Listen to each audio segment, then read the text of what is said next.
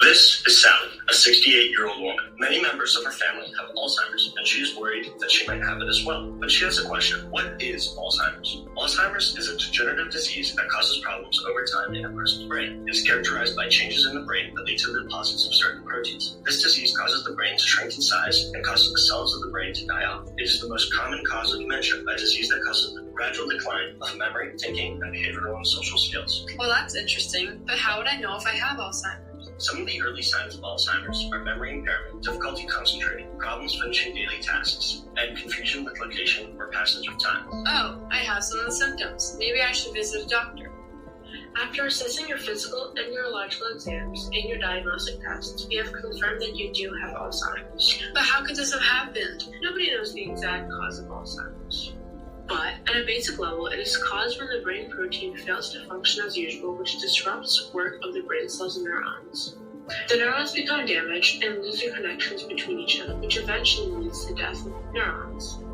This damage most often begins in the regions of the brain that controls memory, and it later affects the cerebral cortex, which is responsible for language, reasoning, and social behavior. My mom's family had a history of Alzheimer's. Could I have gotten it from genetic disposition? The greatest factor for Alzheimer's is age. The older you get, the greater the chance of one developing Alzheimer's is. But the risk is higher if a family member has been diagnosed with Alzheimer's as well. Down syndrome can develop into Alzheimer's. Symptoms tend to appear 10 to 20 years earlier in people with Down syndrome. And what are the symptoms? Well, Alzheimer's can affect your memory, thinking, and reasoning. It can affect your behavior and change your personality. Thankfully, many people preserve some skills with Alzheimer's, such as reading, singing, dancing, drawing, doing crafts, and even sometimes sharing memories. These skills are preserved for longer because they are controlled parts of the brain that are affected later in the course of the disease progression. Is there any treatment or cure for Alzheimer's? Unfortunately, there is no cure for Alzheimer's, but there are things you can do to slow the effects of it down, such as changing your lifestyle habits or taking certain medications that will slow down the effects of Alzheimer's. I recommend patients in the earlier stages do a combination of both. I can prescribe you to get IV injections of lecanemab. What is lecanemab and how does it work?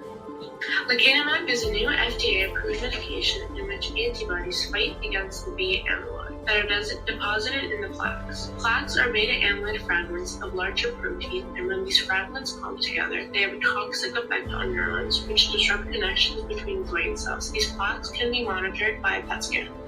Well, how do I know this works? By 18 months, a majority of patients have cleared their plaque from the brain. There is an association with removing plaques and a slow rate of mental decline. Remember, if you or a loved one is experiencing signs of Alzheimer's or any other cognitive disorder, reach out to your healthcare provider. Together, we can beat this.